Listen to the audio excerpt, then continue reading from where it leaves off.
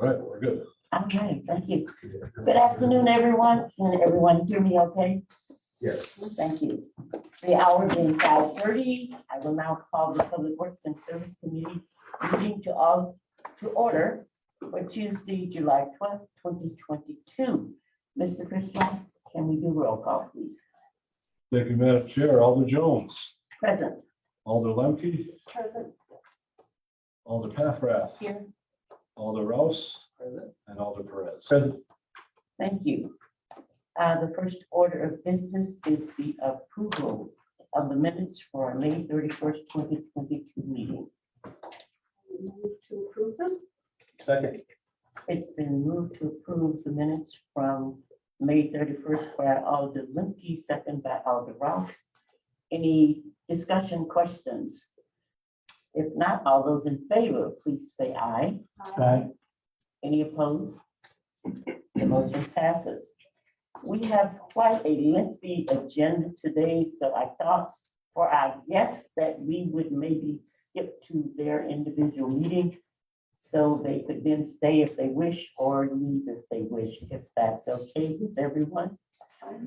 So then our first item on the agenda is 059-22. Communications sponsored by the chair on behalf of Larry Bale to close off Liberty Street between Marquette Street and Superior Street from 9 a.m. to 6 p.m. on August 14th, 2022 for the Brewmeister Massillon Memorial Car and Motorcycle Show at the 5th Street Yacht Club with an alternate date of August 28th, 2022. Staff recommendation is to approve per the attached stipulation. Mr. Fritzloff. Thank you, Madam Chair. Everything looks good here. This was one that we saw last meeting, but we wanted to get back on the agenda for the backup date. The stipulations are the same as the last time, and they are in order. And I believe Mr. Vale is here to speak then. Yes. Hi, I'm If you'd Larry like to Vale, step to the podium. and along with me is the chairman of our event, Gary S. Step from High Standard Machine. Thank you. I appreciate your time today. Thank you for that. We would like to have a memorial car and motorcycle show, and we just don't, when we park all the classic cars, we don't have anything left for visitor parking. So this would allow us to have the event because it would allow us parking for the spectators. Thank you very much. Any questions from staff? Alder Perez. How many years have you been doing this? This is our second, Your second? yes, And was it last year or before COVID? last year. Last year. Thanks to. And they go well? Yeah, it went very well, very well. And then our interest in it this year is even higher for cars that are gonna come to be shown. Any further questions from committee members? Move to approve. Motion and second to approve item 059-22. Seeing no further discussion or questions, all those in favor, please say aye. Aye. Opposed? The motion passes. Thank you so much. Thank you all very much. Have a great day. The next item is 0469-22. Communication sponsored by the chair on behalf of Jane Hearing, Racine Art Guide, to close off Wisconsin Avenue from DeKalb Avenue to Karan Butler Drive to Roosevelt Park Drive from 6 a.m. to 8:45 a.m. and 4 p.m. to 5:15 p.m. on August 7, 2022 for the 57th Annual Starving Artist Fair at the DeKalb Center. Staff recommendations that this be approved as per the Racine Art Deal request and per the attached stipulation. Mr. Fritzloff. Well, thank you, Madam Chair. This is an annual thing that the Starving Artists put on, or the Starving Artist Fair, Racine Art Guild. It's for loading and unloading all the in the morning and then in the afternoon. So staff sees no problems with this. It's a great event, and stipulations are in place and should be abided by with the applicant. I don't see Jane here. I was gonna say, I'm And if she would like to speak on the item, by all means. Mrs. Herring. Thank you. We really appreciate the street closing, and as you know, that's really for public safety purposes more than anything, because people are parked and moving vehicles around and unloading art. I have to say, I was a little surprised by the stipulations. This is the first year where I've seen that we needed to pay $300 plus the $75. And to be honest, that isn't in our budget this year. Since it's not really closed for the event itself, just for the parking. I was just wondering if I could have some clarification. Mr. Rooney? Madam Chair, Commissioner Rooney? That may be just boilerplate in here. Like I remember, I don't know if we were associated with before, it used to be held down at Gateway. And they didn't close the road. They usually the park restrictions were either in place or they lack, as to put, let off on park restrictions just for those reasons to get, the artisan or the people that were attending. You guys never actually closed the roadways. There was never a fee. I don't believe you guys closed the road last year. We did close that. That was our first year. I did COVID last year. We did close the road, but I went back to check our expenditures and it wasn't there. Are you So closing the road in this case? You're just asking for the park restrictions or are you closing the roadway? we are closing the roadway for those couple of hours at Yeah, the beginning and and that end. would be part of a closure is required for the fee.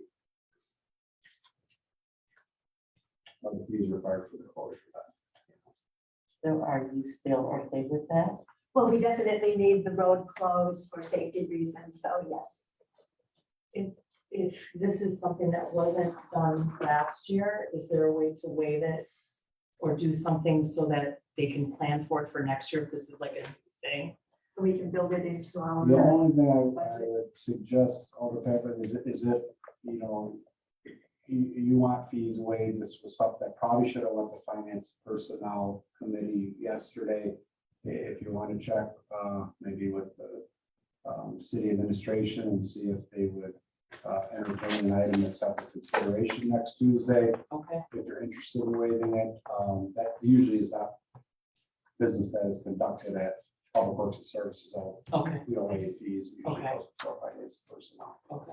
Not I that They know- haven't done that before. No, I but just- Yeah, I just know that it's not, I mean, this is only like my third meeting. In some meetings, there's some groups that have paid fees and some that haven't. And I don't know that there's always been consistency. and a lot of times those are related to whether it's a city sponsored event. Oh, okay, So if it's a city sponsored event like Memorial Day Parade or 4th of July and they're doing road closures, there's you're no. gonna charge yourself.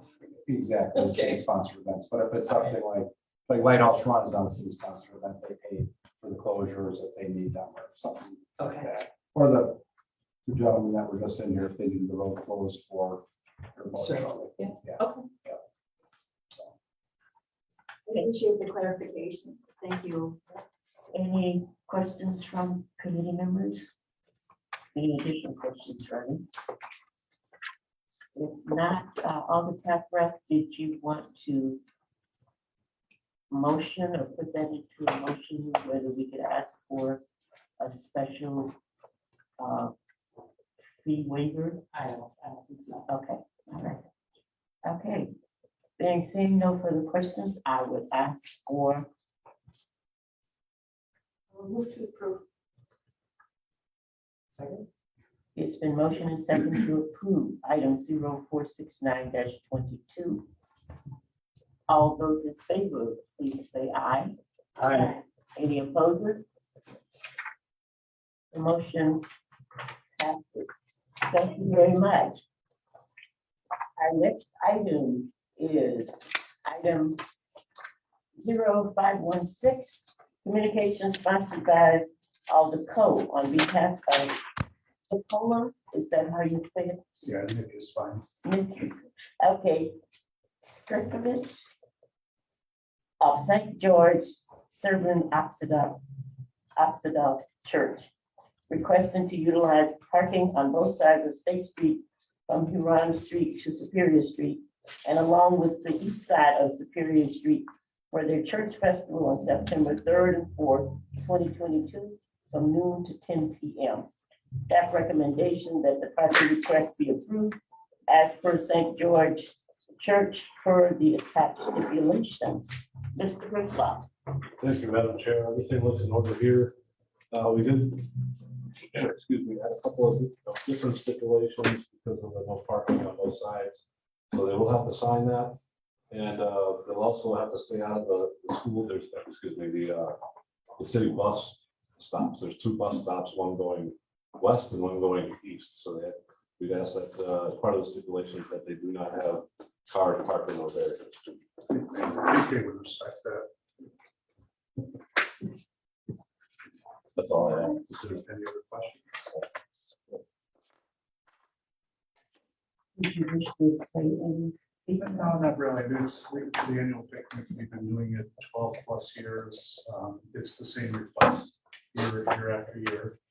Since the parking was removed after the State Street renovation project.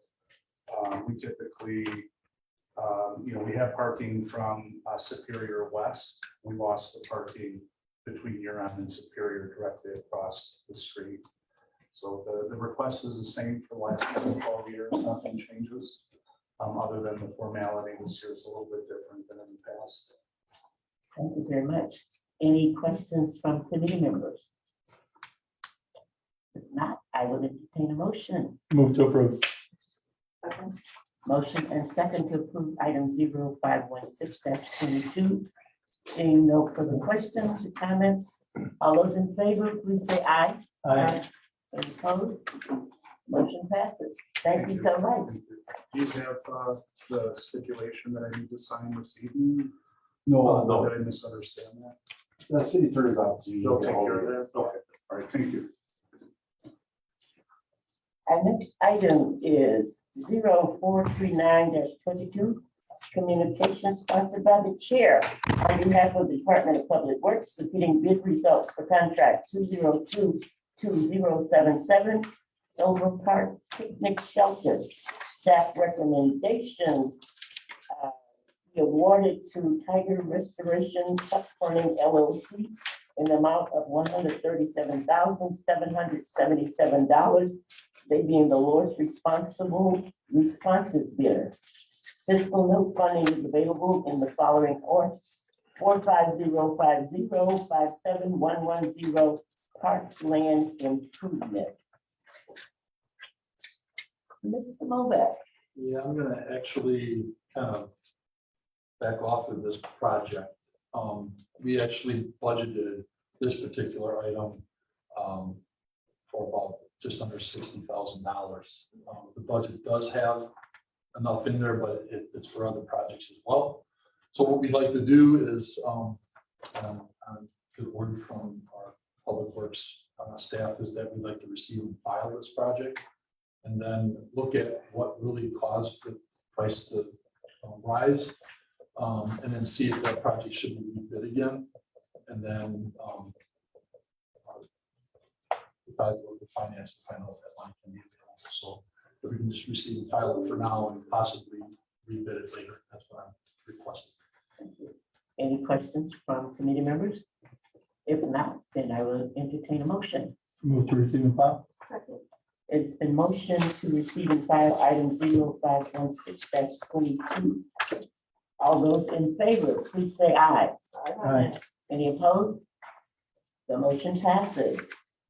Our next item is 0439-22. Did I get ahead of myself? No.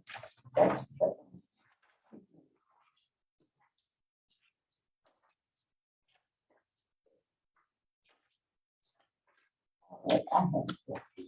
Our next item is 0454-22, communication sponsored by the chair on behalf of Tom Novak, Director of Parks and Recreation, submitting change order number 1 to contract 2021063, Worcester Museum and Graceland Paving, Payne and Dolan Inc. contractors.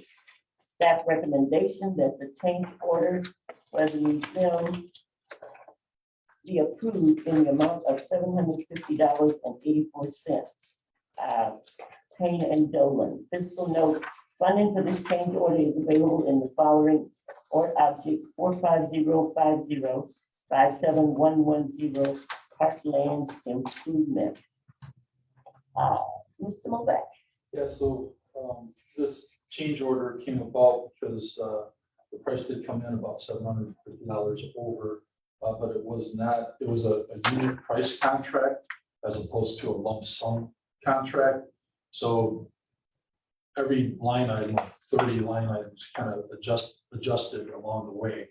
And it ended up being about $750 over. So that's the change order request for this project. Any questions from committee members? Alder Perez. So there were two different parts in this thing. What is? Yeah, so we bid this project. This project had two projects together, so sometimes you get a better price that way.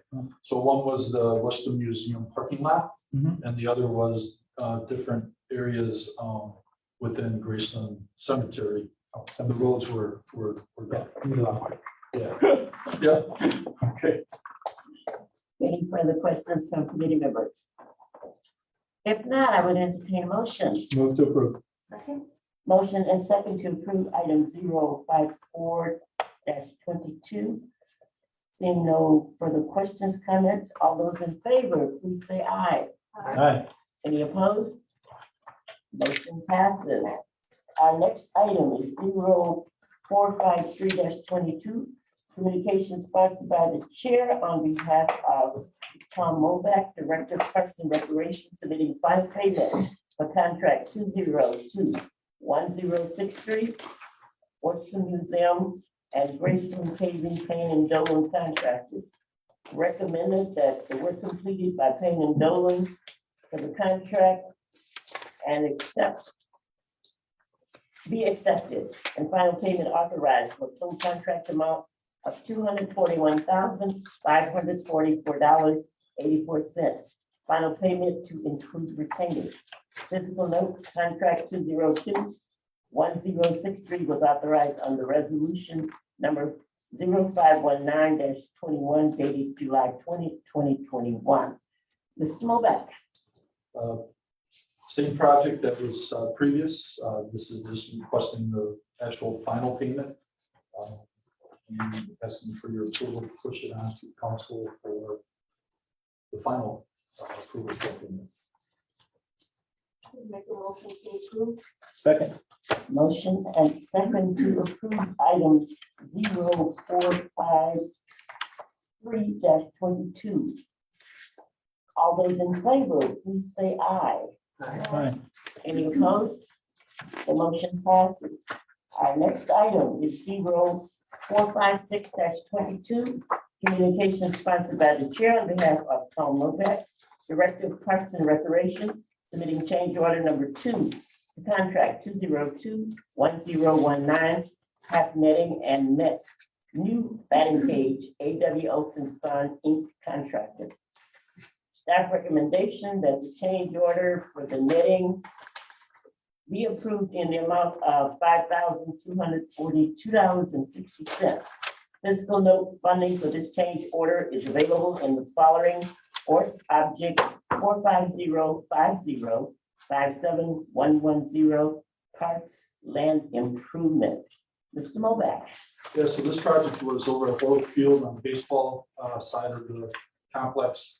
It was a netting project basically for a backstop that went from dugout to dugout to help foul balls not going out into the high street there and into the area back by the concession stand. And also a batting cage, but this change order basically had to do with the footings of the poles that went around the backstop of the actual baseball diamond. The design that was used required a little bit more in the footings than originally designed. And so the change order came to the $5,000 to make that more secure and more stronger for the poles. Thank you. Alder Perez. Mr. Waller, it seems kind of steep. $5,000 to change the footing? Well, I think there were 7 of them. Oh. So it was agreed upon with the 7 that it needed to have more structure, more need to it, so that's why we did it. It wasn't that, thinking 7 of them for the long hauls, with the project being over $200,000, we thought that was a smart thing to do by putting that footing in for that dollar. Who would be using that park? So the baseball side is used by the Kiwanis Club in the summertime. It's also used by all the high school teams, and then there's multiple travel teams that use that. There's probably, I would say, plus 50 games that are played there during the spring and summertime. With the addition of the drainage and the infield turf, we have been able to play more games this year than we've ever had because of the turf and drainage that we put in. So it's benefited play there with the changes that we did. All right, thank you. Any further questions from committee members? If not, I will entertain a motion. Motion to approve. Is there a second?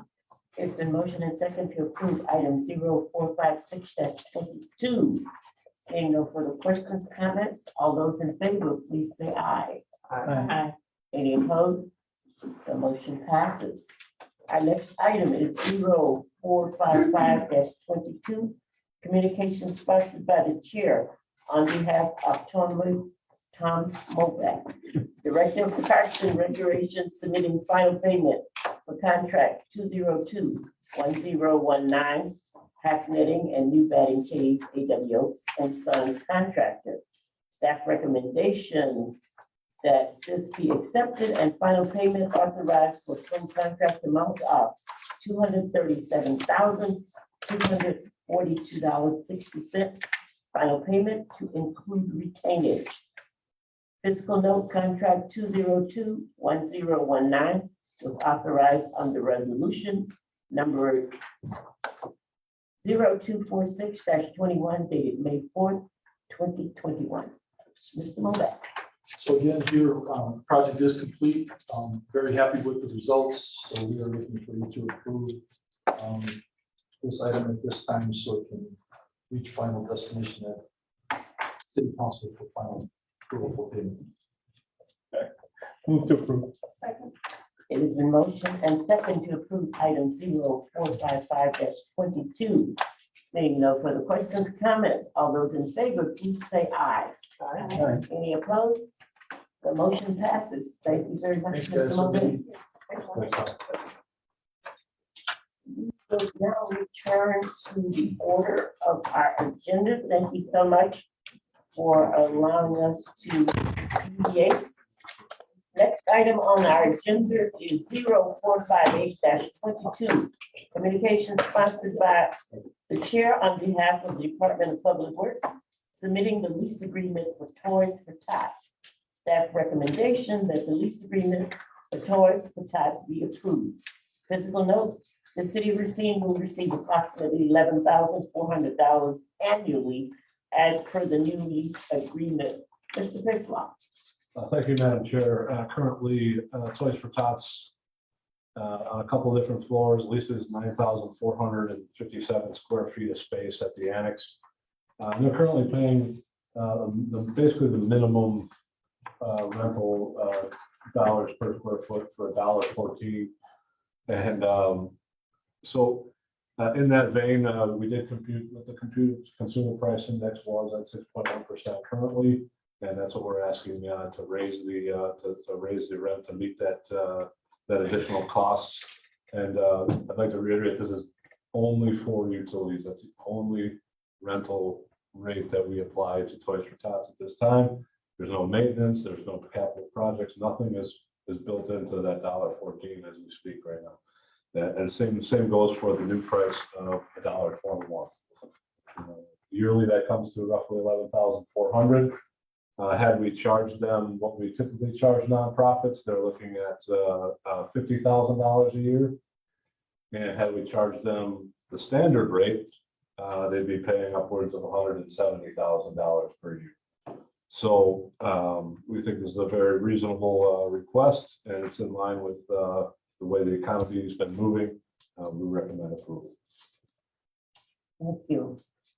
Any questions from committee members? Alder Perez. Thank you, man. So the area that was previously being used by them, that was then taken over by the COVID lab, is that still back to them or who's using that area? No, that's currently empty. Currently empty Yeah. and Deutsche Stadt is not using that. No, no, sir. Okay, no one's using that. Nobody's in there right now. What was the rate last year? $1.14, And this year, what's the difference? $1.21, so they're going up 7 cents. 7 cents? That is from the consumer price index, which every one of the renters will be charged the same increase. So it's consistent with what we do every year, rents increase in CPI. Recently, because we haven't done that over some of the years. Pardon? We haven't done that over some of the years, right? No, we've always increased rent with CPI. But they weren't paying rent before. We're paying rent, 0 times the CPI is 0, but for all other renters, the annual increase is based on CPI. Okay, okay. Any further questions from committee members? If not, I will entertain a motion. Move to approve. Motion and second to approve item 0458-22. Seeing no further questions or comments, all those in favor, please say aye. Anyone opposed? Opposed? So we have 3 ayes and 1 no. Thank you. Motion passes. The next item is 0438-22. Communication sponsored by the chair on behalf of the Department of Public Works, submitting bid results for contract 2022049, Kenzie Roosevelt Pirate Drainage Improvement. Staff recommendation, since no bids were received on this contract, that the project be rebid. So I would entertain a motion unless someone has questions to receive and file. Is there a second? Second. Second, it has been motion and second to receive and file item 0438-22. All those in favor, please say aye. Aye.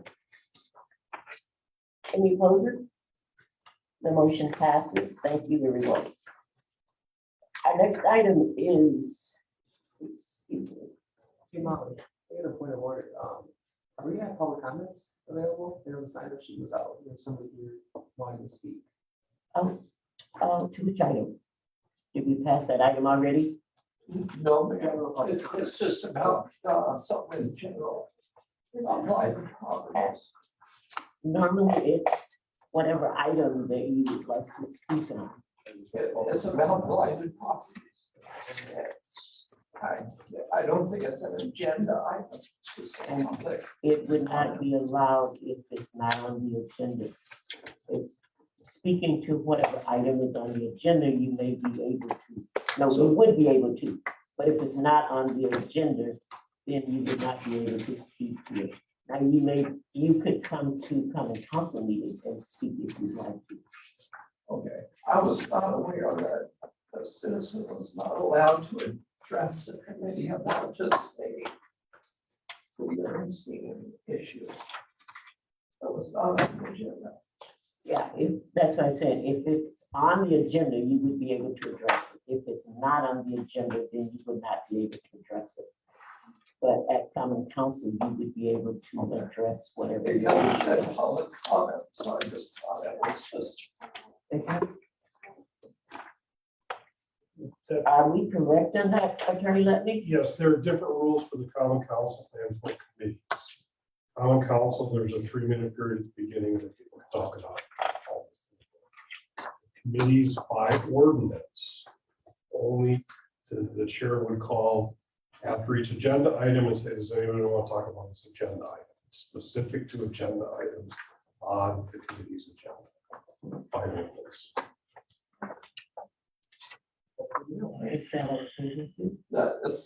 It's gonna have to be, if that's the rule, that's the rule. But now, the council meeting is next Tuesday at 7 p.m. If you Yes, wish to I speak- just wanted to specifically, because it's geared towards this department, so I thought that was more appropriate to talk to you folks about it. That's, I understand. I appreciate you coming out. All right, thank you, folks. Thank you. And maybe I'll just email you. How's that sound? That's Thank fine. you. All right. Thank you, Alder Ross. I did not realize, I thought he was just sitting to observe. Thank you for that. Okay. Our next item is 0440-22. Communication sponsored by the chair on behalf of the Department of Public Works, submitting bid results for contract 2022070 sidewalk replacement. Staff recommendation that the contract for sidewalk replacement be awarded to Azarian Wrecking LLC, Razor and Racine LLC in the amount of $394,458.03, they being the lowest responsive bidder. Fiscal note, funding is available in Port Object 4010457 sidewalks. Commissioner Rooney. Your Chairman, committee members, on Wednesday, July 6th, the Department of Public Works received bids for contract 2022070 sidewalk replacement. And submits the same for your approval. The following bids were received: Azarian Wrecking LLC and Raza at a bid price of $394,458.03, and the lawn contractors at a bid price of $761,436.84. The Public Works project was estimated at $443,000 and is a Racine Works program contract. Recommended this contract be awarded to Azarian Wrecking LLC and Raza Racine at their base bid price of $394,458.03, and funding is available in the account shown on the memo. Any questions from committee? Alder Perez. Thank you, ma'am. So, Mr. Rooney, I'm trying to understand sidewalk replacement order here. Anywhere that we require a sidewalk replaced, or just for a specific area? These are areas that were marked through sidewalk inspections. Orders were sent to property owners. Property owners, as every year, have the option to replace the sidewalks themselves, get the appropriate permits. If they elect not to do that, they don't have to come in and get a permit. They don't actually have to do anything if they don't care to have the work done by themselves. But if they do, they do have to get permitted. If they don't, then it goes past a deadline. And then when it does, we collect all those sidewalk orders that were not permitted. And then we compile that data, assemble those quantities, advertise it, get those bids out, receive bids, then bring them before this committee to have the work done. But doesn't the property owner then have to pay for it anyway? Oh, absolutely. They do. They can pay for that on their own. If they want to hire ABC or After we do it? yeah, they'll get billed for it, correct. This gets paid by the property owner based on the number of sidewalk squares that are being replaced in front of their property. What's the average for a square? The bid prices came in, 160 or whatever. yeah, it was about $6.50 cents a square foot, which Times 30 is about 100, I think it's $160. for a typical sidewalk square, it's usually about 30 square feet, 6 by 5 square. So the price of concrete's gone up. I remember we were doing sidewalk contracts 15, 20 years ago. They were $100 a square. So Yeah. How much do we build? we bill them the entire cost for their Plus $25 permit. So let's say they can do 1 square in front of a property. So you would bill them the $130 plus $25. That's all, you don't go over at all? Over it all. For the price that you get, that you have to pay for it. Well, you don't put on an additional fee other than a permit. The $25 is a permit and engineering contingency. Right, so you're really giving it to Yeah. them for the price, you're not. Yeah. The price, $25 is the way that the city engineer's office, recovers the administrative costs of compiling a contract. No, I get that, but I just want to, And also- we don't have like $100 to it or something. Yeah, And and it's- construction admin. A resident could have 6 squares, but we're only charging them $25. So it's Total Yeah. for the. Yeah. For the permit. Yeah. Times a multiple of how much. We're not work. gouging How many them. square- Yeah. Okay, so it's only 130. That's not- No, 160. I mean, 160. Yeah. Okay. That's several neighbors were complaining of that big green. So they're on their square. Any further questions from committee members? If not, I would entertain a motion. Move to approve. Motion and second to approve item 0440-22. All those in favor, please say aye. Aye. Anyone opposed? Motion passes. Our next item is 0441-22. Communication sponsored by the chair on behalf of the city engineer, submitting change order number 1 to contract 202-1096-2021 CIPP Lining Visual Sewer Inc. contractor. Staff recommendation that the change order be approved in the amount of $119,926. Physical note, funding for this change order is available in the following objects: sanitary sewer and storm sewer. Mr. Mulliner. Yeah, as mentioned, Madam Chair and committee members, we are submitting change order number 1 to the contract in the amount of $119,926. Original contract amount was $872,239.28, which is approved under resolution 0992-21. This change order brings the total contract amount to $992,165.28. Most of this is for upcoming projects that weren't DOT type projects or future projects that we wanted to get ahead of, and pick up large diameter storm sewer and sanitary sewer, some sanitary sewer. And then there was a lot of extra cleaning that was required on some of the lines that were lined. Thank you. Alder Brent. So in the original contracts, a change order wasn't expected? Because we get a lot of these change orders where I'm thinking, you have the expertise to look at it and say, no, that came in too low, we're gonna have to kick it up. Well, yeah, when we do the contract, we can't put in, like a slush fund in the bid price. I mean, so we bid it by unit prices or items. And that's kind of what we go on. We get their basic bid. We hope that there isn't going to be a change order. Sometimes there isn't, rarely, but sometimes there isn't.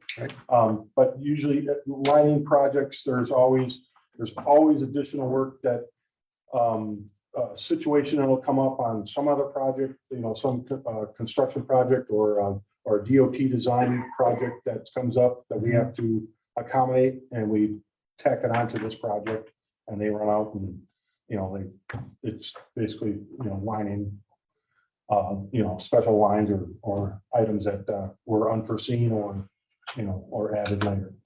So. It is what it is. Right. Yeah. Okay. Any further questions from committee members?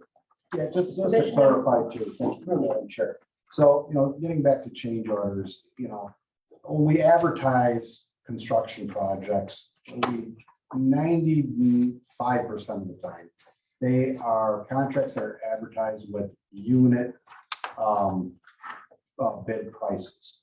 Therefore, we're putting together plans and specifications, and we're drawing off quantities off those plan sets to establish a bidder's proposal, which contractor can competitively bid on a per unit price, whether it's square foot or lineal foot or square yard or ton, and that's what they're going to put their bid price on based on that. So none of the quantities, that we bid out are 100% accurate. It's a draw off the plan set.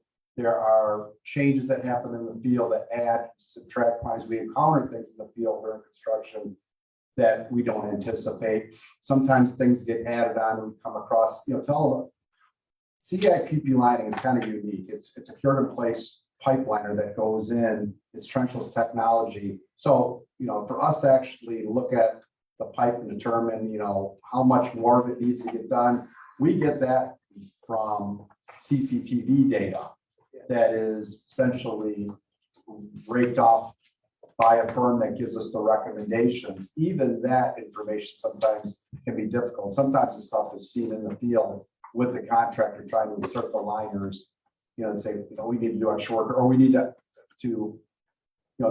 we have to clean those lines too before you put that liner inside. Then essentially it's like a sausage casing you put inside there, fill it with hot water, you bake it in place to resin. But sometimes, you have to be fairly round on the inside of the pipe. Otherwise the liner doesn't work. Sometimes there's spot repairs that we find we need to do or other things. So, and that's just a question about change orders. They're not nefarious, not like we don't, we know what we're doing here. There's any malfeasance involved. It's a normal part of construction contracts. And, some of it is because of change of quantity, some of it's because of change of conditions. And some is because, as Eric said, we need to sometimes add on some work that, we discover during the project. Let's get it done while we're paving, before we're paving.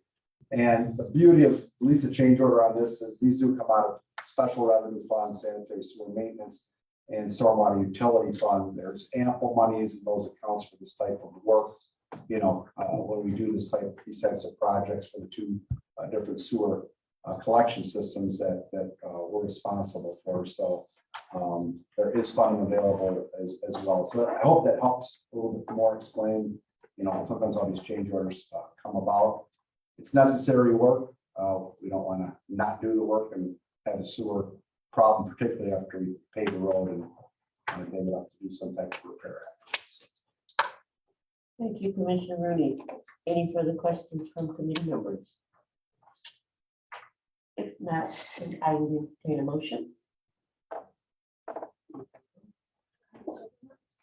It has been motioned by Alder Perez, second by Alder Lipke to approve item 0441-22. Seeing no further questions, comments, all those in favor, please say aye. Aye. Opposed? The motion passes.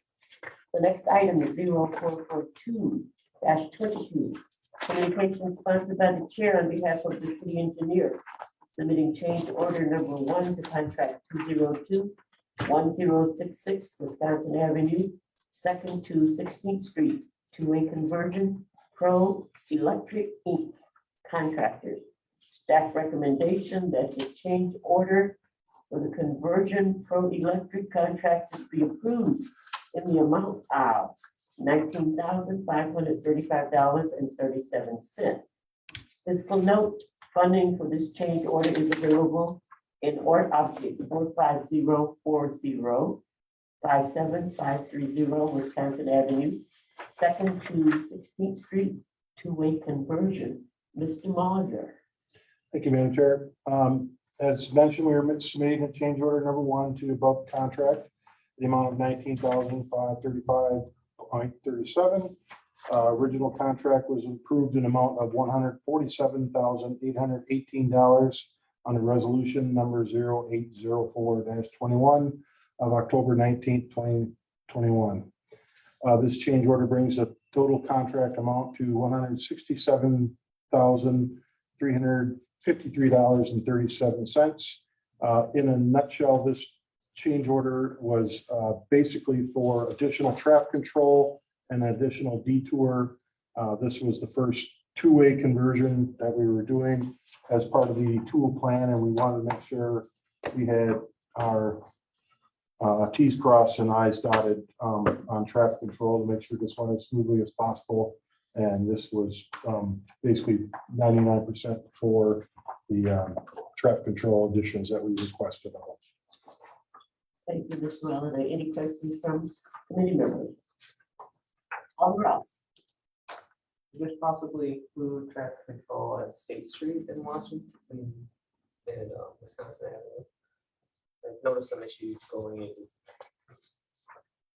north on Wisconsin Avenue trying to turn onto State Street. Now that you can go that way, it looked like there might be some additional work needed there to make that a safe intersection. I believe this is all according to the actual spreadsheet for the change order. This was all the traffic control additions. It wasn't any additional signage. We did change wiring on some of the cables that we pulled to accommodate traffic signal heads and cameras for detection at the actually 3 signalized intersections.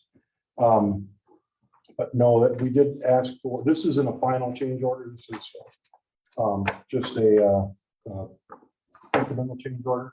The rectifying change order will probably not be anywhere near this amount. Does that answer your question, Ross? Any further questions from committee members? If not, I would entertain a motion. A second. Motion by Alder Lukey, second by Alder Packard, to approve item 0442-22. Seeing no further questions, comments, all those in favor, please signify by saying aye. Aye. Any opposed? The motion passes. Our next item is 05457-22. Communication sponsored by the chair on behalf of the city engineer submitting change order number 2 to contract 2021-006-2021 accessible streets and alleys. A.W. Oaks and Son Inc. contractor. Staff recommendation that the change order A.W. Oaks and Son contractor be approved in the amount of $30,048. This amount funding for this change order is available in ORT object 45040-57500 concrete street / alley paving miscellaneous locations. Mr. Mullinger. Thank you, Madam Chair. As mentioned, we are submitting change order number 2, the above contract amount, increased amount of $30,048, bringing the contract total to $1,281,633.95. This project was authorized under resolution 0317-21 dated May 4th of 2021 in the amount of $1,198,324.95. This change order is not a rectifying change order. This change order is basically for a retaining wall on one of the alleys that once we determined that if we cut the alley, this large, about a 4-foot-high retaining wall would fail, and we needed to change something in the field and reconstruct this retaining wall as you know, as required or needed. Otherwise, we would have a failure in reality. Thank you. Any questions? Alder Perez. What is aggregate? Gravel. Any further questions from committee members? If not, a motion is in order. Motion to approve. It's been motioned by Alder Perez, second by Alder Ross to approve item 0457-22. Seeing no further questions, comments, all those in favor, please signify by saying aye. Aye. Any opposed? The motion passes. And just so everyone can be on the same page, we are now moving to page 6 because we have exhausted the other items. Our next agenda item is 0486-22. Communication sponsored by the chair on behalf of the Commissioner of Public Works, submitting amendment 1 to Fort Infrastructure and Environmental LLC professional services agreement in the not to exceed amount of $236,500 for development of transfer station plan specification and estimate. Staff recommendation that amendment number 1 to the Fourth Infrastructure and Environment LLC professional services agreement for development of transfer station plan specifications and estimate be approved, and that the mayor and the city clerk be directed to sign the amendment. Physical note funds to defray the cost of the amendment are available in ORT object 45040-57110 DPW land improvement. Commissioner Rooney. Thank you, Madam Chairman, committee members. I'm going to go through this two-page memo with you. On March 15th, 2022, town council approved a professional services agreement with Folk, outlining 6 tasks that complete plan specs and estimates for construction of the city of Racine owned municipal solid waste and recycling transfer station. That actually was a result of the pending Kestrel Hawk closure early next year.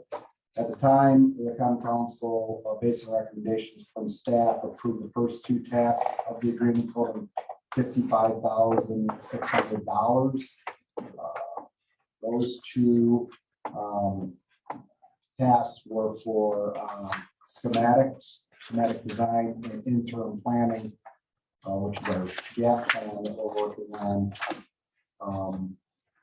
The disposition of the waste materials that we're going to have to haul to another facility after this landfill closes and our transfer station is complete and permitted and approved by DNR and operational. So the remaining tasks in the agreement that are here before you, plus we've added another task. So we're recommending the approval of tasks 3 through 5. And task number 7, according to the agreement that was attached, that was sent to you via email, in the not to exceed amount of $236,500. The tasks to be approved as part of this agreement or this amendment number 1 include environmental remediation. That's the amount of $7,500. Task number 4 is for design development, $62,500. Permitting, which is the amount of $42,500. Construction or bid documents, the amount of $120,500. And then task number 7, which is for strategy and communications assistance, the amount of $3,500. Funding's available in org object 450405711 transfer station. If the committee agrees, staff recommendation and appropriate actions to approve the amendment and authorize and direct the mayor and city clerk to enter an agreement as amended. So where we are at with this project right now is we're before finance committee to discuss the acquisition of Huntsville Gordon's transfer station that was in closed session. So I don't know how much we have at liberty to discuss what went on in closed session there. City Attorney Weapons here comment on that further, but at that time they did authorize the city administrator and his team to pursue acquisition of the location. That is why these items are before you tonight. It's kind of concurrent that the site gets acquired, so all these things can happen. So we don't lose, to minimize the lost time that we're going to have in that gap plan. So in March, at committee of the whole meeting, I indicated the information received from Republic was that the landfill would close probably around March. So that may be actually sooner, based on some recent conversations and meetings we've had with them. It could be as soon as January. We also indicated back in March, based on what we had known, is the timeline to get the transfer station started, go through all these processes, get it approved by DNR, and operational is 12 to 18 months. 12 was on the low side. 12 is with city-owned property, and there's no acquisition required, and maybe no environmental issues, and all the things that you need to line up to accelerate that process.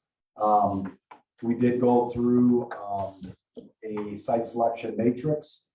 Ron and myself, and we had both assist us on that. We delivered that to the administration. They reviewed it, and they went before finance and personnel and recommended the site selection, and why they thought that was important location for the city of Racine. But there is obviously acquisition with this parcel since the city doesn't own it, and there's some environmental issues not insurmountable or we can't overcome. But that's going to make the operation of the transfer station more in the 18-month side probably. So we're probably not gonna have an operation, a functioning transfer station is operational probably until early 2024, because here we are mid-July. And it's gonna, and now that doesn't even take into consideration supply chain issues, building materials and things like that. So we're still hopeful that we're about 18 months out. So that's why it's important that this item gets approved. We stay on schedule. That gap plan, as I explained to the committee of the whole in March, is not an inexpensive gap plan. We had estimated it after we finalized that report to be about $70,000 a month. That's the cost of trucking material to what we believe at the time, the cheapest alternative would be taking it to Franklin, to waste management facility there. That is part of the interim plan that, and gap plan that Folk is also working on. We are putting together documents to find out who's going to give us the best price for tipping. And, if we get a better price for tipping during the gap plan, that may offset some of the costs and lower those. I don't know how hopeful I am about that. Landfills do want material. If they want a steady stream, they want a source of that. That's how they plan to cover their operating expenses.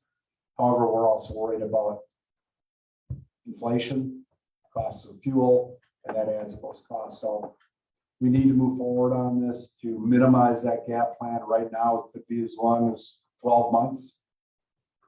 And if that is the case, we will reflect that in 2023 operating budget. You'll have to consider this fall, because we need to get that waste that we pick up curbside out to a different facility come time Kestrel Hawk closes. So I hope that's a good explanation of what we're here tonight to ask for approval on. If you have any questions, Ron and myself can answer them. Thank you, Commissioner. Alder Perez. So I'm trying to understand, and maybe I missed it in the explanation, but transfer station means we bring the garbage there and leave it, or we bring it there and somebody picks it up and takes it somewhere else? What transfer station is for is the garbage doesn't stay there overnight, unless there are super extenuating circumstances. Just so you guys know, sometimes we don't take the garbage from the landfill after we pick it up. If there are super high winds, the landfill will close. It's not safe to drop that material. But 99 times out of 100, that material that we pick up daily goes to the landfill. Same with the transfer station. What happens at the transfer station is the material is collected, it's dropped there, it's dropped off, and then with the loader, you go ahead and you move that onto a scale. It gets scaled and weighed, and then it goes into a container.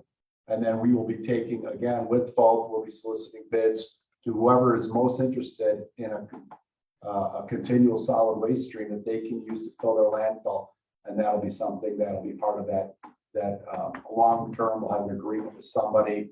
We're not sure the term that we're working on, maybe a 5-year term, depending on how we believe it's favorable. But the material goes to transfer station. It will get hauled out by a contractor. We will simply drop it there, move it, scale it, load it in a container that's provided by the hauler, and then it gets disposed of there by whoever we get the best bid price from for hauling and disposal. Because that hauling will be part of that equation. We'll look at the cost of the haul and the tipping fee at whatever facility, whether it's Emerald Park or it's Metro out in Franklin, or Emerald Park, which is in Muskego, or it could be Pheasant Run out in western Kenosha County.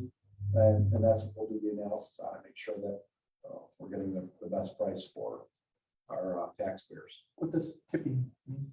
Tipping fee is the cost to tip the waste material at the landfill.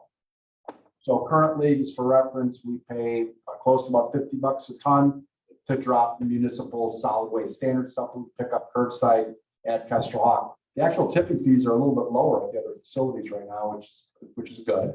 And then you pay higher tipping fees, like when we have to drop off the household bulk items that we pick up, because they're bulk items and they're not compacted and put into a refuse truck that's compacted.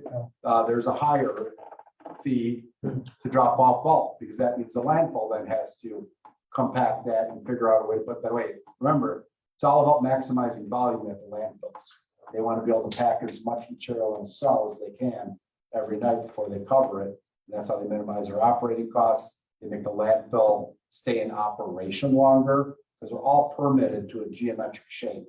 That's all they are. So the more efficient they can be and get more material in that geometric shape, the longer they can stay in business. When they finally approach that geometric shape, they either have to go through the process of closing the landfill or go get permitted for an expansion.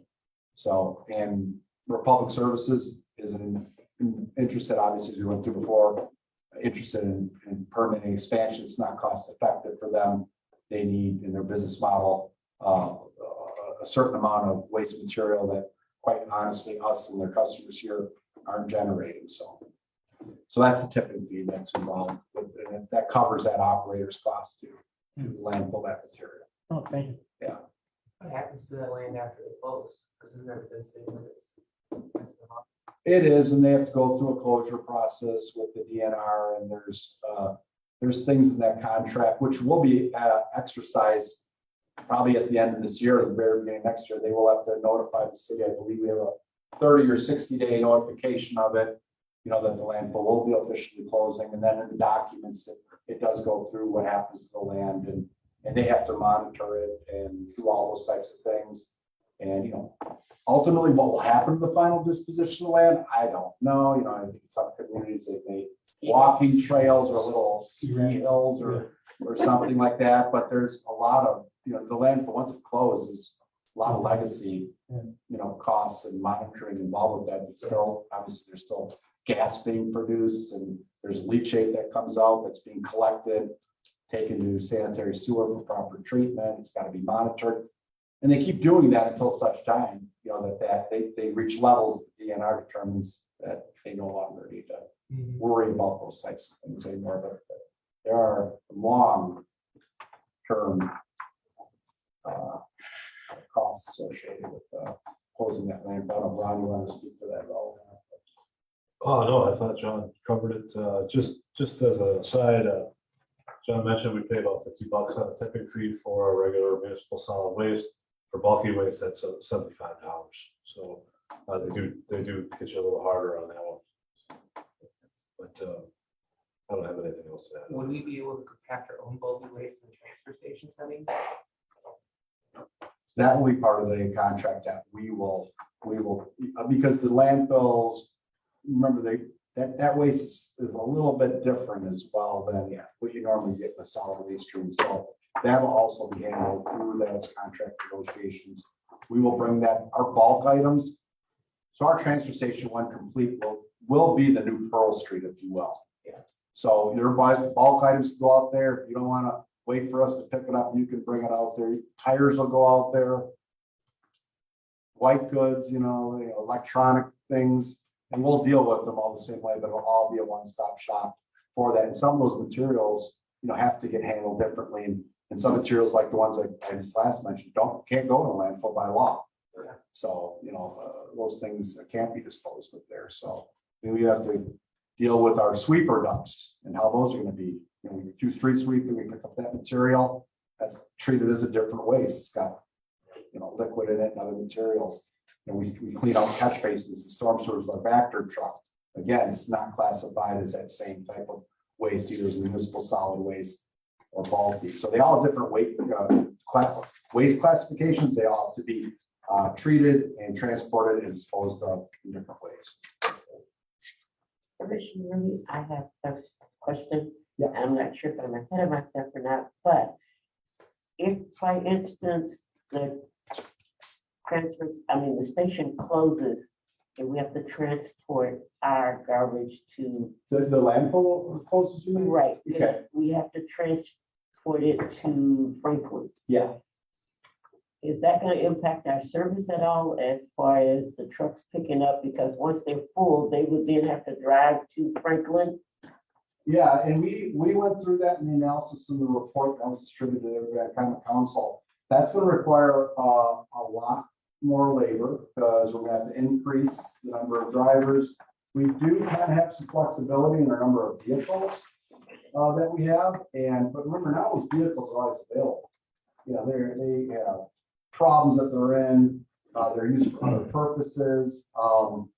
So, yeah, it's going to be very, very difficult based on our current staffing levels in DPW to maybe provide all services, particularly this winter, once the landfill closes that our citizens are accustomed to. And I have to be honest, that if our staffing levels don't get to where they used to be because of the vacancy rate that we have, you know, we may have to make choices about not picking up waste and doing snow and ice operations, which is paramount. And that may have to wait. If we don't have enough labor to do both activities, we're gonna have to do snow and ice first and get to that activity later, because that's gonna consume more employees with that turnaround time. And it's not only the trip time out there, it's also the time when you get out there to get in line to tip.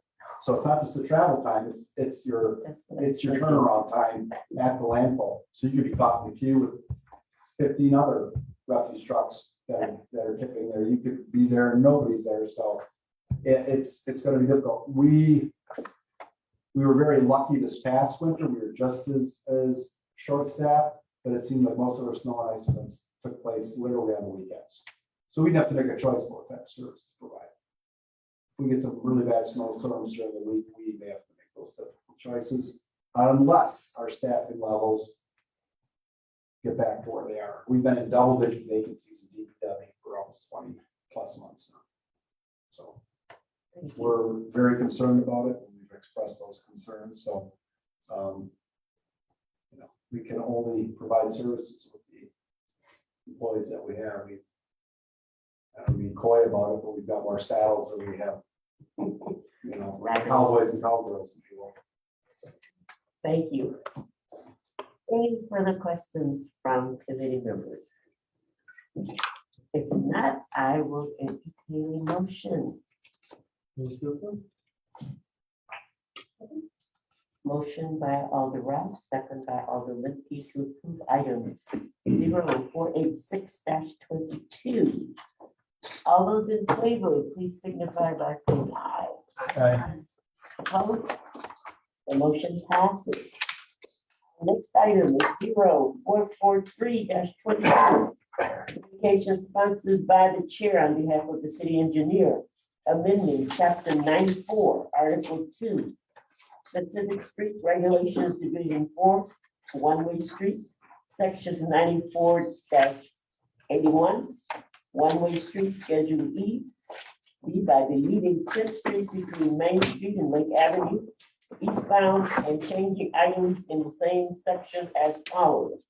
From Lake Avenue between Gaslight Drive and 12th Street northbound to Lake Avenue between 11th Street and 12th Street northbound.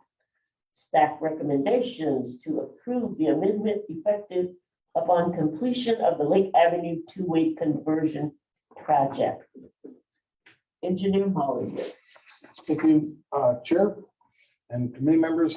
Basically, this and the next 7 items are bookkeeping items for code for traffic changes associated with construction for the Wisconsin Avenue two-way conversion, Lake Avenue two-way conversion, Main Street changes to the typical cross-section, and a lot of other things I found when I was going through the code looking for those. Just keep that in mind, because there's a lot of things that are basically bookkeeping here. In effort to not repeat what was already read, this is basically changing Lake Avenue from a one-way northbound to a two-way directional traffic from 10th to Gaslight and State Street, and also changes 10th Street from a one-way eastbound to a two-way from Main Street to Lake Avenue. This is contingent on the completion of the Lake Avenue construction and two-way conversion portion of that construction. If the committee agrees, appropriate action would be to approve the amendment to municipal code as described. Commissioner Reed. Madam Chair, if I may, Lauren Hester. it might, I don't know, it's up to the committee's pleasure. We can, you'll vote on these obviously one by one, but we did kind of prepare a map to kind of go through where all these changes are too. I don't know if you wanted us to maybe go through all of them on the map, is, to describe where those changes are going. But we do have something there kind of as a visual aid. Those are a lot of traffic regulation changes that are going to go into chapter 94 of the Muni Code.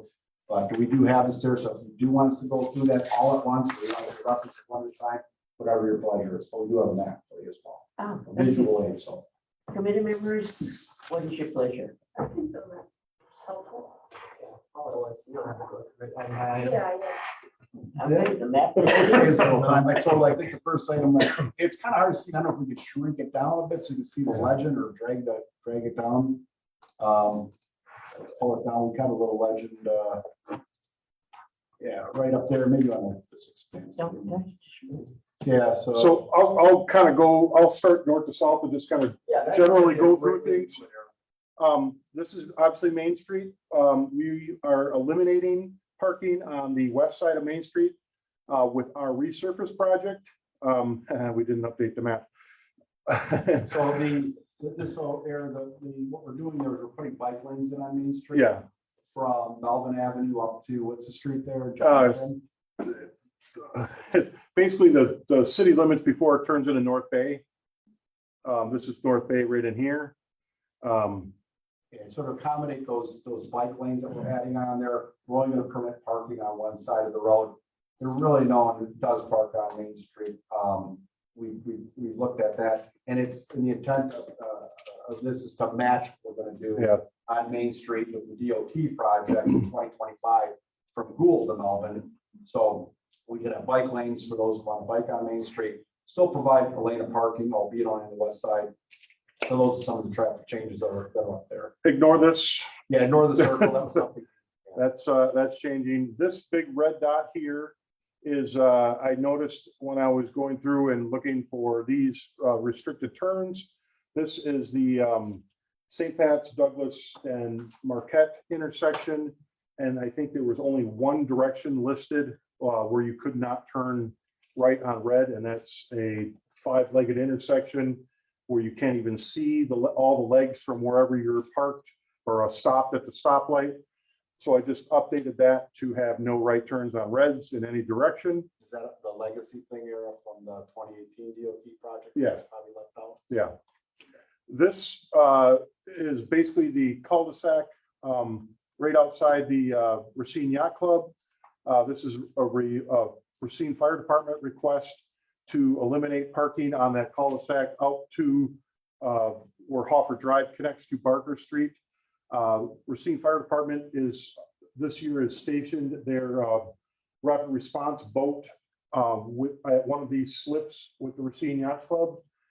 They can't really parallel park their large vehicles, so they want to be able to come down to this cul-de-sac, park their vehicles, get into their raft, their little emergency response water response raft as quickly as possible and get out to where they're needed without having to look for a parking space. So that is their request. I told them I didn't really need them because I think that's a slam dunk.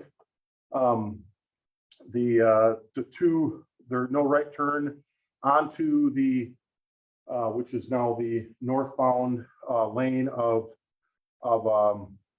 North Wisconsin, and a no left turn from the westbound traffic. That's basically where the ramp used to go down, now it comes up. So that's the turn restrictions. These purple dots along, that's Ontario. This was also missed a few years ago. We changed the parking from it was angle parking on Ontario Street by the what is it, Harbor Light? Harbor Light, yeah. Harbor Light Yacht Club. We changed it to parallel parking on the west side of the street. We added a bike lane in Yeah. there because the river pathway goes around there. We added the bike lane, we had to switch from angle to regular parking to make that accommodations. So that's that. This is the one I just mentioned. Actually, this is two-toned. The The yellow means that we are reducing the speed limit. This was a 30-mile-an-hour speed limit. We're reducing that to 25.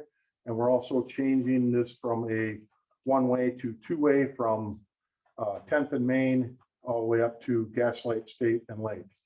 The red circles are removing the traffic signals at Gaslight, State, and Lake, 4th and Lake, 6th and Lake.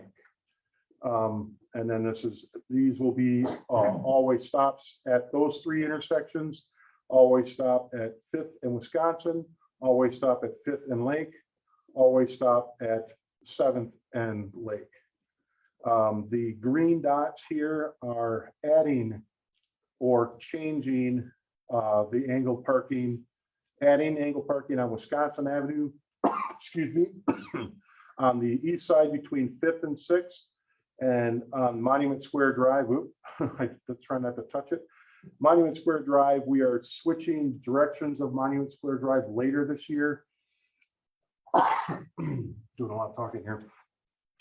So we have to switch the direction of the angle parking on Monument Square. You can pan down a little bit more. I think I have, I just have two more. They're at West Boulevard and Washington.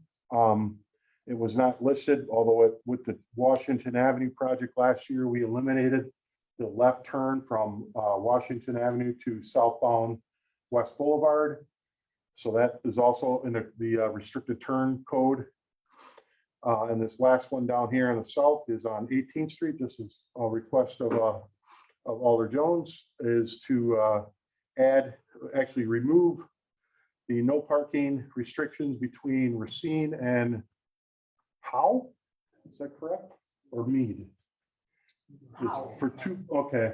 Mead is the middle one. Racine Street to House. Yeah, so we are adding angle parking along that two block section where there's now the large white planters in that area.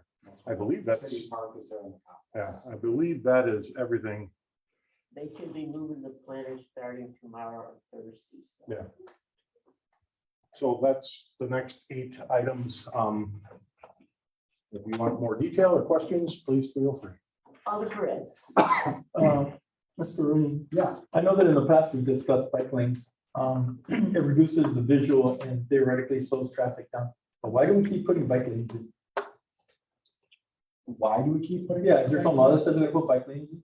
No, well, Wisconsin, they were promulgating a complete streets initiative, through, Wisconsin Department of Transportation.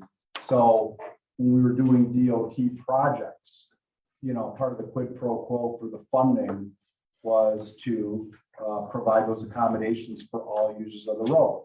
And if you could make that accommodation, you do so. Otherwise, sometimes they're not interested in funding the project. So, So they force us to do bike lanes and we want them. well, yeah, it's complete streets. Like I said, the streets aren't just there for the right of way is not there for the vehicle itself. The right of way is there for pedestrians and bicyclists, all users of the road, we just like the vehicle. So that is something that, we have to make sure we are trying to accommodate when doing projects funded with federal monies or state monies. So most of the projects that you've seen that we've completed recently, we do accommodate. We obviously do put the accommodations in place. This year will be a continuation of that accommodation. It's being locally funded, but in Department of Public Works view, it makes sense to have a continuation of that typical section of the roadway. Okay. We're only providing one lane in each direction in 2025 on Main Street between Gould and Melvin. That's all that is required because of the traffic volumes. That's why it allows us to put a bike lane on one side of the road, a bike lane on the other, and then also put a parking lane in. Currently we have 2 lanes in each direction, albeit, the outside lanes are time of day. They're not needed. The volumes don't require it. Back in, you got to think back, go back 50 years ago when Racine had a population north of 90,000 people that lived here. And it was largely more industrial, if you will. a lot of shift changes, a lot of different factories around. And I think, there was a lot of, effort back then to move vehicles. But those things have changed over the last half century, and now we're a city, 20,000 less residents. And we're very judicious when we look at designs. Do we need to provide this much lane width for the vehicles? And I think, if you can engineer bike accommodations in particularly, they do narrow the roadway down. They obviously eliminate unneeded lanes that people use for passing, for speeding. And I think these are things that we've made a practice of in public works to kind of emulate what we've been doing with Wisconsin DOT. So we weren't forced to put in bike lanes over on Ohio Street when we resurfaced that project from Graceland Park, up to where the city limits end, just south of Spring Street. But we looked at it and said, do we have room to put that accommodation? Well, and that's what we're finding in a lot of our roadways. In some of our areas, we've had roads with travel lanes as wide or wider than the interstate. I mean, that's what you see on I-94. 12 feet? 14 feet wide lanes in the city of Racine that exceed that. So those wide lanes lend themselves to a lot of speeding because, traffic moves just like fluid. They're almost analogous, and friction slows down fluid, and that's when you reduce pipe size, that creates more friction as it relates, to the water passing through that raceway there. And the same thing with roadways. The more friction you can put on that, it will slow the traffic down, whether it's bike lanes or narrowing traffic lanes. And bike lanes consequently narrow traffic lanes because, we're not trying to also create an unsafe condition. We're not going to try to squeeze a 3-foot bike lane in and make that unsafe because there are minimum standards for that as well. So, we make those calls. If we can't get a designated bike lane in, where we'd like to, we put in Cheryl markings. So these are those markings on the roadway that have the little chevrons above the bicyclists, and that just lets the motors know, hey, you got to share this lane with those on the bike. So this is something that we've been doing and practicing in the city engineer's office for the last 15 plus years. Does the lane get reduced from 12 to 9? No, we have minimum lane widths too that we do have to provide as well. So a minimum or a standard lane is about 11 feet. Okay. 12 feet is more than you need. 10 feet is substandard, and we have that on existing roadways as well. Main Street downtown has 4 10-foot lanes, 2 bidirectional lanes, and it's very tight there. It's actually substandard, but we got an exception standard by the DOT when we did Main Street. When we complete the tool design over time, which is why we did Wisconsin, that's why we're doing Lake later this month, and we get to Main Street, we're going to add a bike lane in there. We're going to get rid of those 2 lanes in each direction. And again, that'll help, create friction, slow that down. We're going to start plucking out traffic signals to go to, more stop control, just to try to be able to create more gaps for pedestrians and for bicyclists and those things. So this is all very intentional, Alder Perez, what we're doing here. The city has created master plans for Root River Pathway, Lake Michigan Pathway.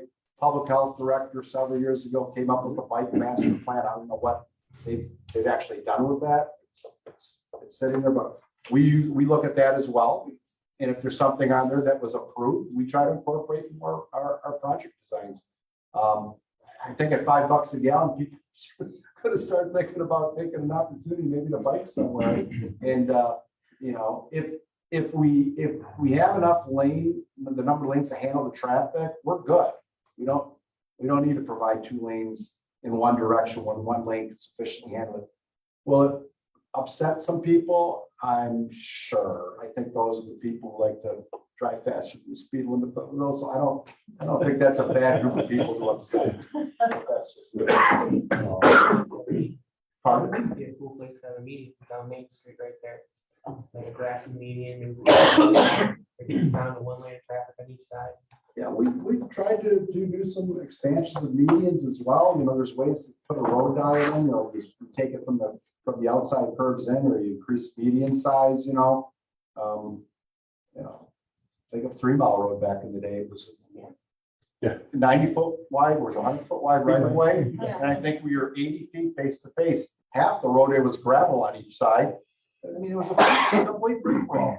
Ron actually designed the first stage of I think 3 we Mile blaming Road you, Ron. I from don't know. from Main Street all the way up to LaSalle. We try to be, you know, a little more conscientious, put the divide and media in there. And so we look at all those things, try to make those improvements where we can. So not all of them fit. We try to fit them in. We think that they're good. I mean, unless someone on the common council, I guess, pass a resolution for us not to consider bike accommodations, we just feel that's just a part of good engineering for the municipality. We're not trying to take away from mobility of cars. Thank you, Commissioner Rudy. I have one question from Alder Limpy and then Yeah. Attorney Perez. Excuse me, Attorney Let Me has a question. So I just had a really brief question. When we do new, like, particularly if it's gonna be like one way, two way, or do we even like connect with the police department for like enforcement in those areas, or like when we do a new street, or I was just curious.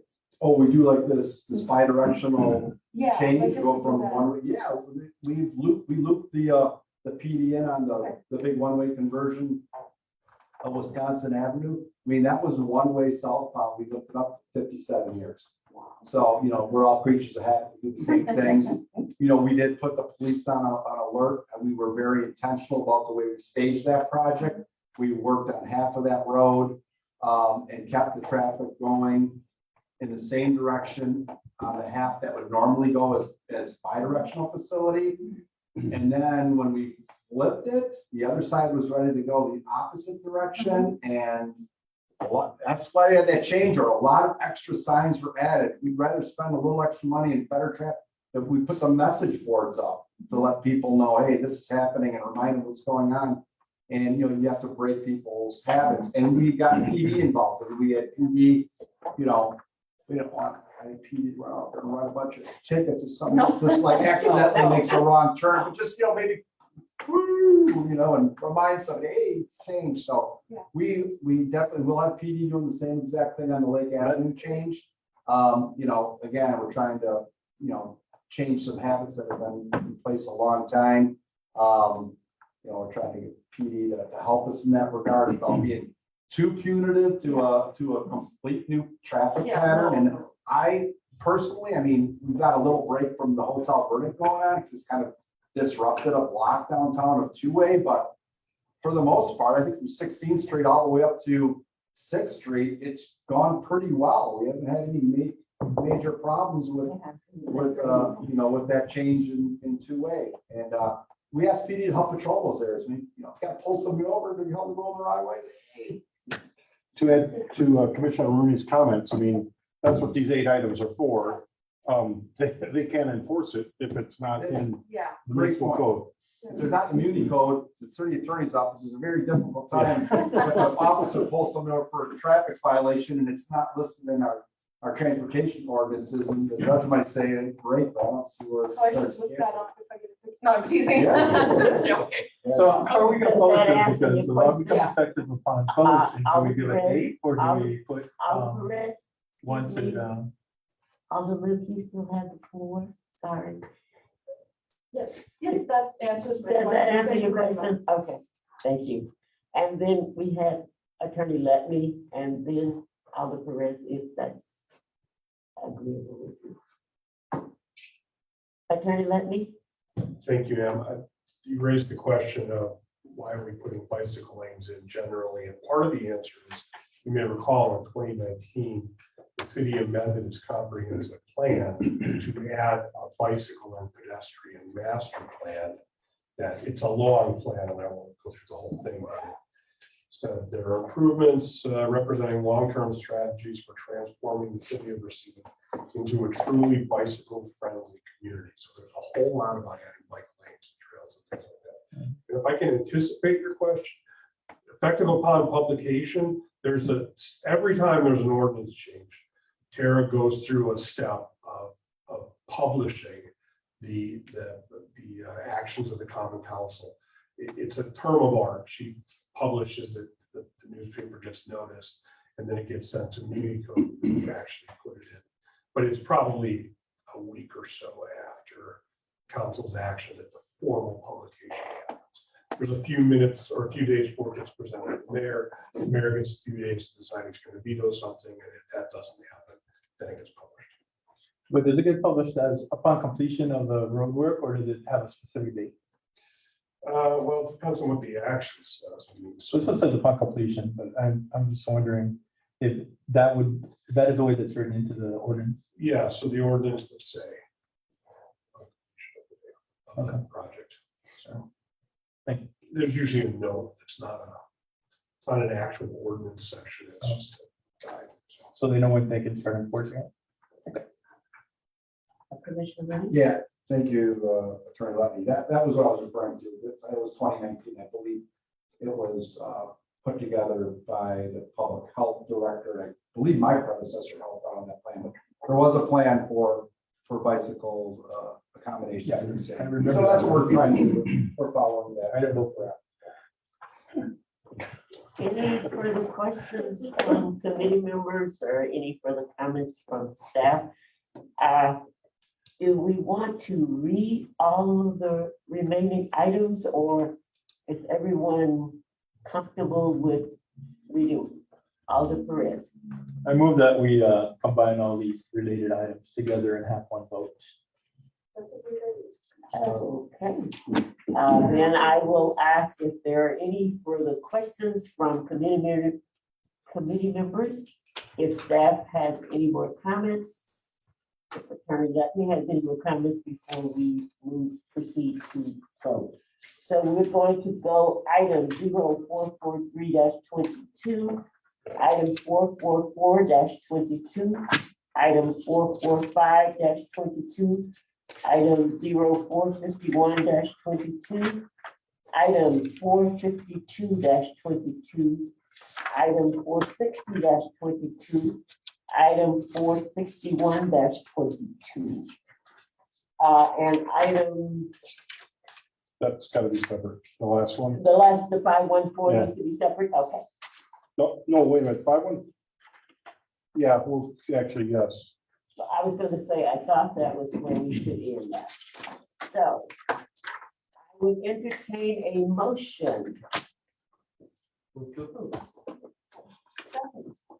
There's been motion and second that we would approve item 0443, 444, 445, 451, 452, 460, and 461-22. Any further questions, comments? If not, all those in favor, please say aye. Any opposed? The motion passes. Thank you, everyone. Our next item is 0514-22, communication sponsored by the chair on behalf of the city engineer, requesting removal of the traffic signals at the intersection of Lake Avenue and 6th Street, Lake Avenue and 4th Street, Lake Avenue, State Street / Gaslight Drive.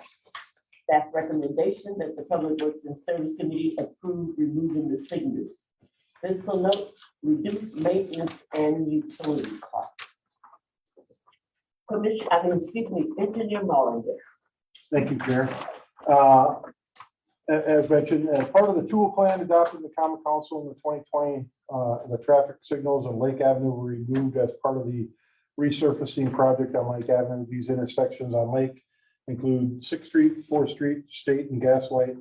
This is part of the overall effort and plan to create more mobility in the downtown and ease access to parking, convert roadways to provide bicycle accommodations, create more gaps for pedestrians with two-way and all-way stop traffic control, equalize traffic volumes in Wisconsin Avenue, Main Street, and Lake Avenue, and create more bi-directional roadway.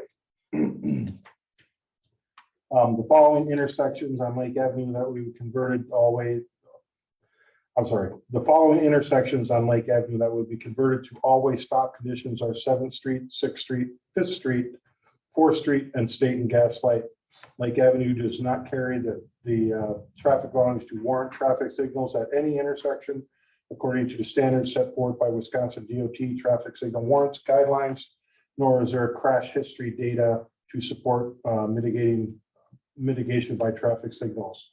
Reduced maintenance costs will decrease the operating expenses approximately $3,795 annually for the 3 intersections. That's based mainly utility costs and then maintenance rounded off for knockdowns and things like that. If the committee agrees, appropriate action would be to approve the removal of traffic signals and receive and file this proposal as described. The reason for this one being separate is this is not a codified item in the municipal code. It is just I'm just trying to notify you that we would like to remove these traffic signals as part of that resurface project. Thank you. Commissioner Rooney. Yeah, Madam Chair, Eric, like you said, this is part of the overall tool plan.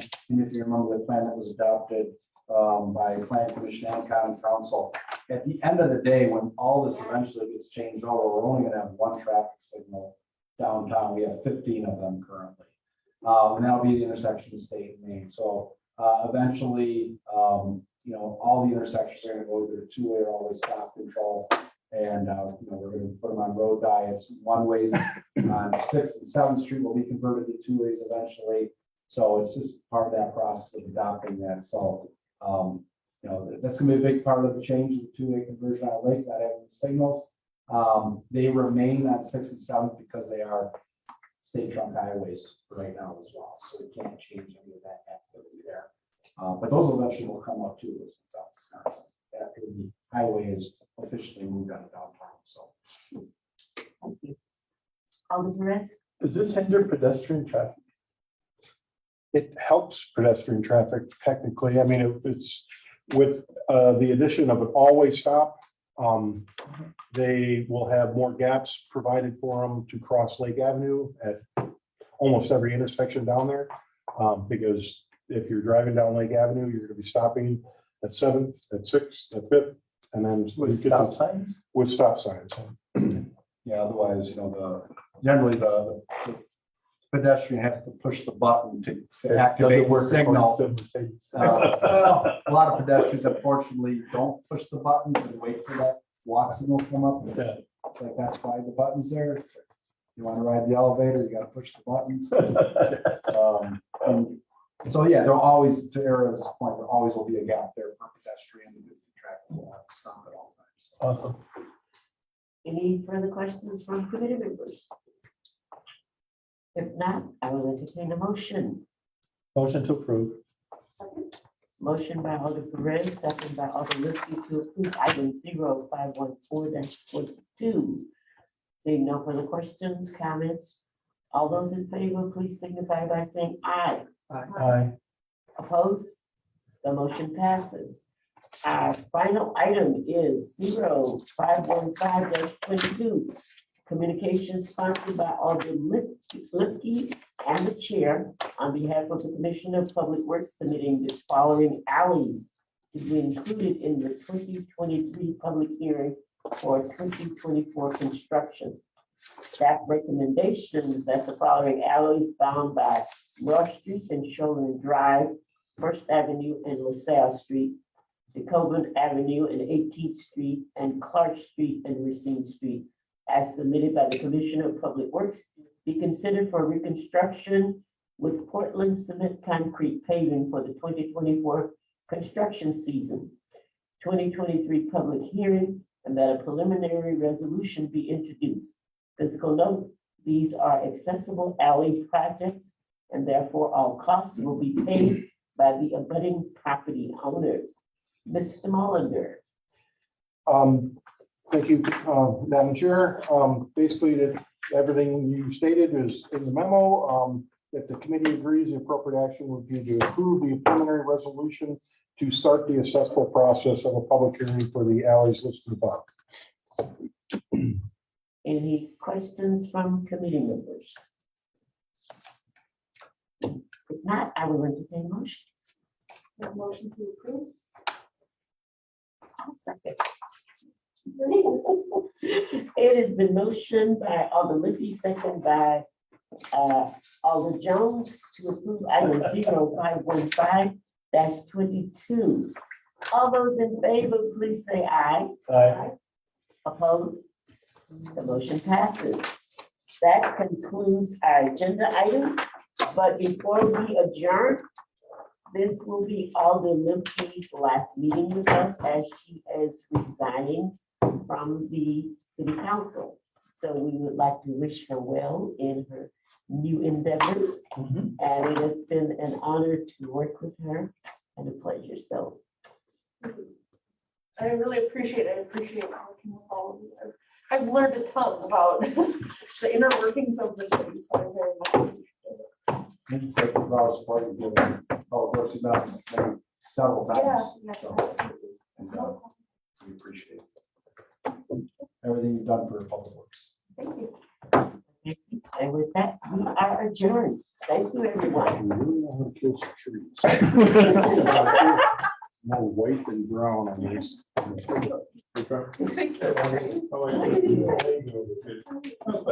Oh, please, yeah.